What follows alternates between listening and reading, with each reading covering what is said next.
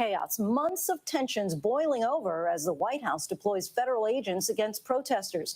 But now, standing between those agents and the protesters, a sea of mothers. Here's ABC's Kana Whitworth.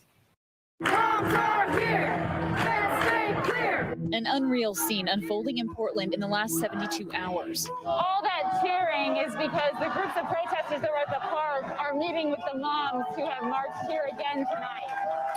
A group of moms standing arm in arm, their bodies on the line for Black lives.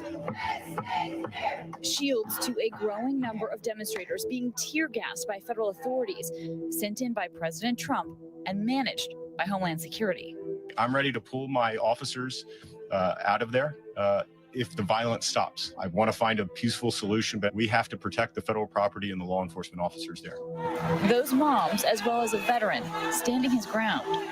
A man pulled into an unmarked van, symbols of the chaos and confusion now engulfing the City of Roses, as protesters increasingly clash with federal authorities, raising alarms about use of force. Now to the escalating showdown over federal agents being sent onto American streets, using tear gas on protesters and taking some of them off the street by force. And whether or not the federal government should be there in the first place. What's going on here is the government miscasting protesters as violent criminals and trying to scare people from going out and protesting police brutality. For more than 50 days, protesters have marched in Portland. There's been tear gas the majority of the nights here ever since May. Nearly every night, 17-year-old citizen journalist Garrison Davis has documented the protests that erupted in his city in the wake of George Floyd's killing. The early days, he saw moments of hope and inspiration, but also ones of violence between protesters and local police. Every night we have violence. We have rocks, bottles, bricks, biohazards thrown at us, marbles, all kinds of weapons thrown at us, and we still are showing great restraint. And recently, that violence has increased here. A protester fighting for his life after being hit in the head with what authorities call a non-lethal round. I heard the impact. I heard him fall. I was standing like 10 feet away, just blood pouring out of his head. That projectile fired by one of those federal officers. The administration says that the agents were sent in to protect the federal buildings in the city. Portland was totally out of control. But many on the ground say all they've done is inflame tensions. The federal response, I think, caught a lot of people off guard. What we have on the federal side is unmarked vehicles driving into crowds, pulling people off the streets without any probable cause, as far as I can tell. And the people who are engaging in those activities aren't even willing to identify who they are, and they don't wear insignia on their uniforms. That's a real threat to democracy because ultimately there's no accountability for that. Daryl Turner is the president of the Portland Police Association. Tell me about how your officers feel about the role of the federal government and the troops here. I can't speak for everybody. All I can say is that they need to work in concert with our local police. And so right now that's not happening, and that concerns me. You still believe that police officers can protect and serve and make a positive difference? I do. It sounds corny, but I still do believe that. The lack of cooperation with local authorities is one thing, but many say the federal agents here have also acted unlawfully. We got you, In this viral video captured last week and tweeted out by Senator Jeff Merkley, a protester is grabbed off the street by federal agents and thrown into an unmarked van. 29-year-old Mark Pettibone says he too was grabbed right off the streets. The van didn't say anything. It was unmarked. People in military gear jumped out. There was no statement of why they were stopping us. So I feared for my life and I ran, and they eventually caught up with me and pulled me into the van. Mark says he was searched for weapons. His beanie pulled over his eyes so he couldn't see. And at no point did these people in the van identify themselves to you? Correct. Not verbally. You couldn't see it on their clothes and you couldn't see it on the van? Correct. Moms supporting protesters like Mark and the Black Lives Matter movement, raising alarms about use of force and whether or not the federal government should be there in the first place. We protect our children, we protect our city, and I raised my children here. I want to see the city to be respectful for all citizens. This is a much larger crowd than we have seen here in Portland, and it's 54th night of protest. In yellow, you are seeing the moms show up, a wall of moms, and tonight in orange, those are the dads. Our whole goal is to be here to amplify Black voices and use our privilege to protect Black bodies and make sure that they are safe and everyone knows that Black Lives Matter. 53-year-old Navy veteran Chris David felt drawn to the front lines as well. I saw the video of the men in combat fatigues with no insignia abducting citizens off the streets of Portland and stuffing them into unmarked vans. And I was very concerned about that because if the federal government can do that, anybody can acquire used combat fatigues, get an unmarked minivan, and then go off and abduct people off the streets. And we won't know whether that's the federal government or just a bunch of civilians playing dress up. Do you ever think you would say something like that about the United States? No. This is shocking to me. Reflecting on his years of service, he went to the protest Saturday evening in hopes of having a dialogue with federal agents. I took the oath of office, the oath to the Constitution, extremely seriously. And I wanted to ask them why they were no longer honoring their oath of office, because what they were doing was blatantly unconstitutional.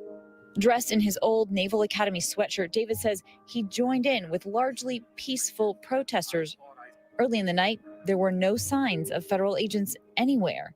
All of a sudden, a phalanx of like 8 to 10 feds come rushing out of the courthouse, and I started trying to talk to them. I said, why are you dishonoring your oath to the Constitution? One of the officers leveled a semi-automatic weapon in my direction, pointed at my chest about 3 feet away. And then another officer came and plowed into me and knocked me off balance. Then I plant myself right there. I'm going to stand my ground right there. What happened next was caught on camera by a local reporter. Did you know who was attacking you? Oh, I don't know who they are still. I don't even know what agency they are from. They have no insignia. They just got these little weird codes, the alphanumeric codes on a little patch. No names, no agencies, nothing. Why do you think that they attacked you? I wasn't a real person. I was a target. And the thing that really struck me is there was no coherent strategy that they were executing in order to do crowd control. David says he was treated by medics on site and taken to the hospital. He says his hand is broken in 2 places. Do you think had you just turn around and walk away that they wouldn't have hit you? Yeah, they probably wouldn't have. There was an allegation of excessive use of force, and the Department of Justice, OIG, is investigating. The U.S. Marshals, whose officers were involved, told ABC News in part, based upon the circumstances at the time of the incident, the deputies believed that the force used was necessary to protect themselves and others from physical harm. But the detention of protesters this past weekend in Portland has also alarmed civil rights lawyers who say this is a misuse of federal authority by the president, who has promised to dominate protesters. What we're seeing is an attempt to silence protesters who are out on the streets to protest police brutality. And the response we're seeing is still more brutality. Portland Mayor Ted Wheeler has called for the removal of federal agents. Your presence here isn't wanted. It's not needed. It is clearly ratcheting up the violence and the vandalism. Local and state law enforcement can handle this, and we need you to leave right now before somebody dies. But the president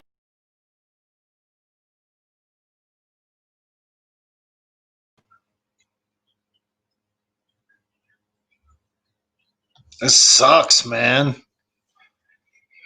It sucks. Good, bad, or indifferent. It's like a modern day beginnings to a civil war that doesn't sound fun at all.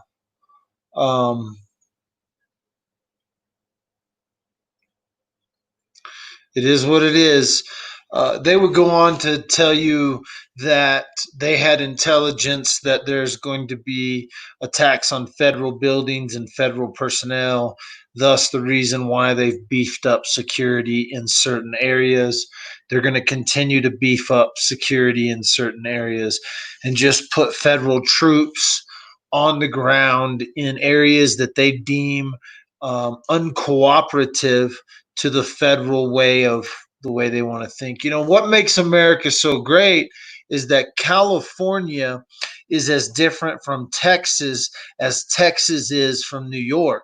And so Portland is known to be this real, like, liberal, laid backs,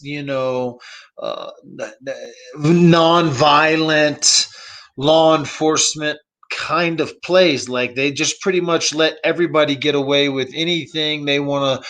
You want to get away with something. If you want to get away with something in the U.S., it has long been known that you could go to Portland and pretty much get away with it and not be hassled as far as like drugs and even illegal drugs. You could lay back in the park and shoot heroin, and they're not going to care much about it. That's just Portland for you, right?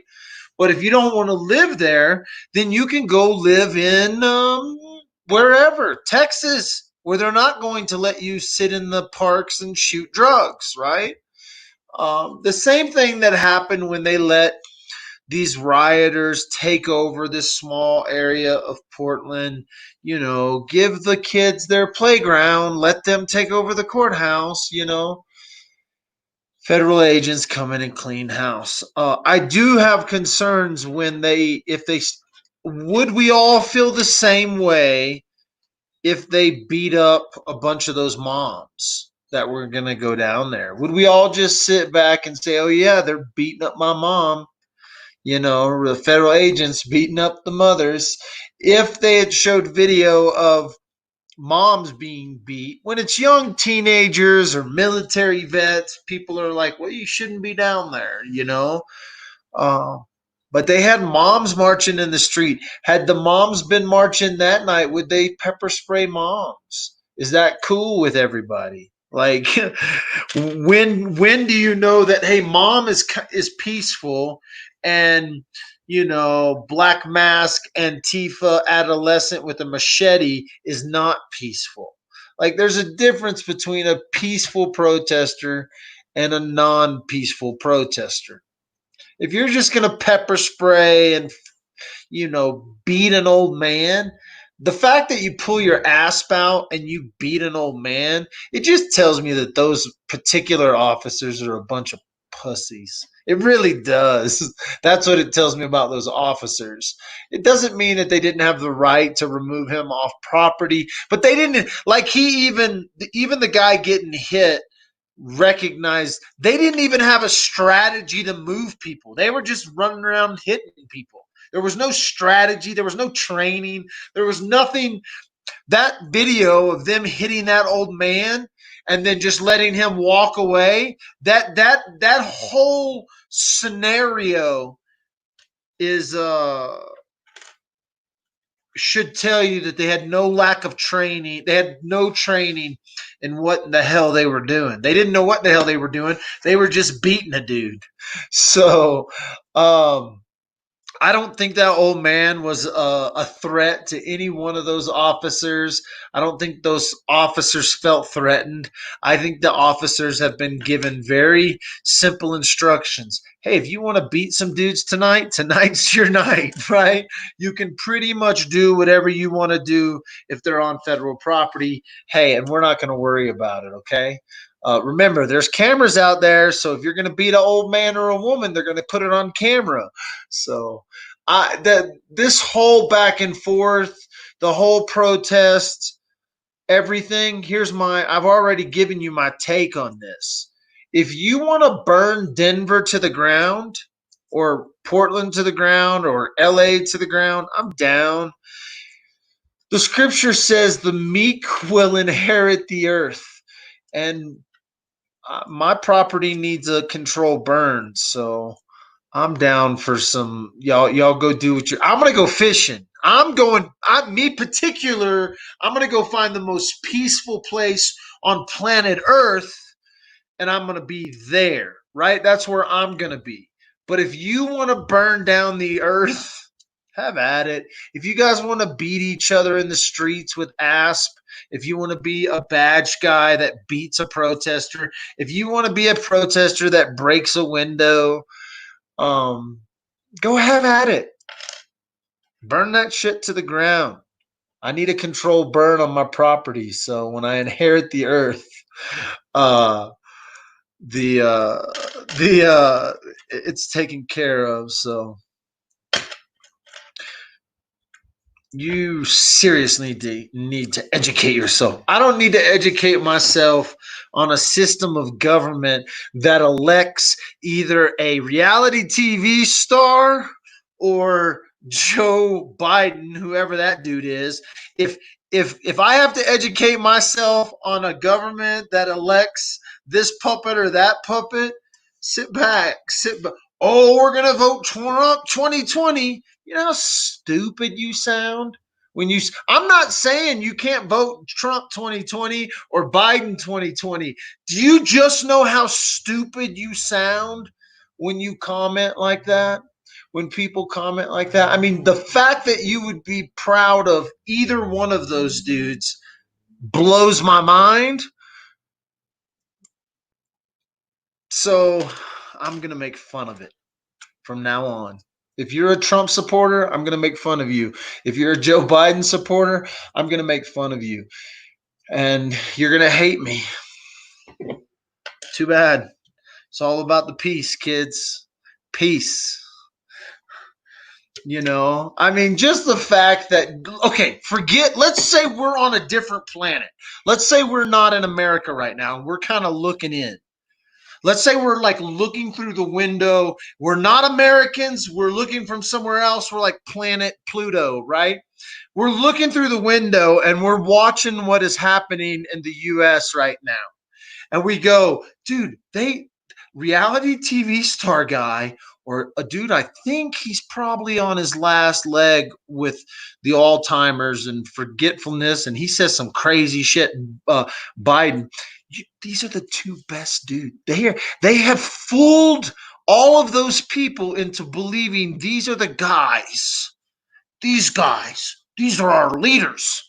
Let's make the fact that anyone thinks Biden should lead anyone, and the fact that anyone thinks Trump should lead anyone.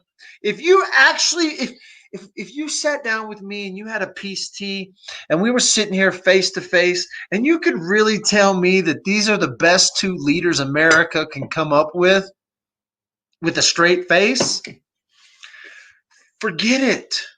Forget it. And don't be the person who says, well, if you don't like it, you can get out of here. You can just get the hell out. Bitch, I was born here. I have as much right to be on this piece of dirt as Donald Trump himself. I was born in Texas. I'm a Texan. My daughter's a Coloradoan. My wife's a Floridian. We have every right to be here and state our opinion. And my opinion is the two guys, not just the two guys, the whole damn government system is jacked. You guys know this. I'm not telling you something you don't know. We got federal agents beating on old Navy veterans because they're a threat. Because some 21-year-old federal agent with a gas mask and an asp says, this guy's a threat. We can beat the shit out of him.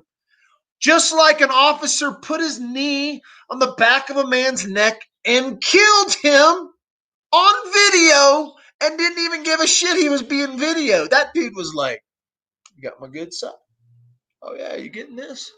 You getting this? Oh, yeah, that dude ain't moving. We got this guy. Come on, man. We have a former President Clinton who flew on a jet with a pedophile 27 times. And nobody gives a damn. Nobody even gives a shit that the former president was screwing 12-year-old girls or boys or whoever. His wife was probably doing some crazy demon shit too. This is a country we live in. Oh yeah, those are behind us. Those days are behind us. Golly. I can't even, this whole damn thing's a joke, right? You don't even have to be a comedian. You just have to turn on the television and go, This is the world we live in. The whole world is a joke right now. And if you think this is normal, like if you're sitting back and you're like, well, you don't know what Mr. Trump has done for us, or you don't know Biden, he'll be the end of us, or he'll be the best of us, or if that's you, oh my God, how I couldn't even have a conversation with you. I wouldn't even be able to drink a peace tea with you. I'd be like, dude, you need to do some mushrooms, smoke some weed, and go to another planet and come back. You need to look through the window and see what the hell's really going on. Because we have the two stupidest men probably on. I'm not saying they're not smart within the system. They obviously gotten themselves to number one and number two running for this presidential thing. But like, we're going to be at war with each other now. Like we're like going in circles back where we started from. Like we're about to be in war with ourselves over shit we were in war with ourselves.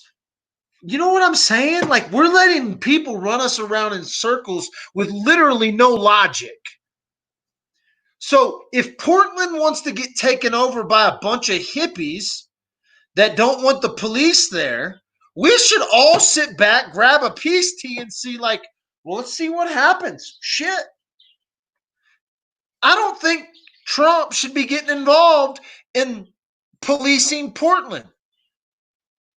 The only reason you would be scared of allowing Portland to just do what if the mayor at the end of the video said, let us take care of us. You know what I say?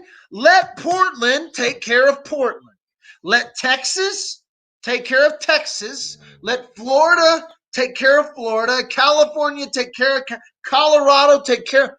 God help Colorado. God help us. Guys, I'm going to have to move. I got to move farther west into the mountains. I got to get out of anywhere around civilization. I may disappear off the face of the planet when it comes to the internet because we go into the mountains, kids. God help Colorado. God, this is God's country. How could you ever? Anyway, if we allow the federal government to start coming in and policing our cities, it's not going to be good for the next one. It's not going to be good for the next one. And the next one, and the next one. Let Portland police Portland. For real, shit. If Portland literally turns into a apocalyptic no man's land, let it. Your mayor just said, we'll take care of Portland. So I'm not in agreement with sending federal troops in to start dismantling things that are happening on a state level. Now, had the mayor of Portland got up and said, we need your help, Trump. By God, then release the hounds, right? Because they're begging for help. But the fact that they are saying, no, we don't want you here, Trump, say like this, get up there like you always are and savage that shit out and just be like, listen, the federal government is pulling out of Portland. If you go to Portland, you no longer have the protection of the federal government. If you run a bank in Portland, you no longer have FDIC protection. If you run some sort of organization that gets federal funding, you better get the hell out of Portland. And you know what? If Portland wants to be its own self and be a little, I don't know, vampire-ish. When I think of up there, I think of vampires, right? And so if they want to let the vampires rule the night, let it be known. Portland, head there. No federal jurisdiction kind of thing. That's what I think should happen. Here's the problem: everybody's scared of that because it's when your own little town wants to break away. Texas has been threatening to break away from the union since I was in grade school. There are people in Texas that would say, you know what? Hey, Trump, we don't mind you down here, but we don't want the federal troops coming in. Texas will take care of Texas, you know? And so it is what it is. Stupid. It's freaking children running children running children. None of these dudes know what the hell's going on. They've only been here once. These guys have only been on this world the same amount of time as the next guy next to him, same age, right? So these guys aren't geniuses. They're not. They're not super geniuses. They're idiots. They're men of power. The mayor wants power. Trump wants power. Biden wants power. Our whole damn system is broke, man. We're run by a bunch of freaking reality TV show hosts, and I don't even know what Biden is. He's a phenomenon in and of himself, but we have a couple of yahoos running for presidency. Maybe this shit'll be over in November. Maybe like if Biden gets elected, they'll be like, all right, we can kill the virus. Biden solved the virus, Antichrist. If Trump gets elected, who knows? All I know is it's broken and we're doing circles. We are literally freaking coming back to where we were 100 years ago, and we're going to do the same thing over again because we got freaking idiots running this country. I'm sorry if I offended you. I'm really not. I don't think there's one man on the face of the planet that could sit in the president's seat and do anything. The job is archaic. The whole damn system. Everybody wants to talk about constitutional rights. The Constitution was written with feather and ink. I'm out of here. I gotta go. I gotta take my daughter to gymnastics.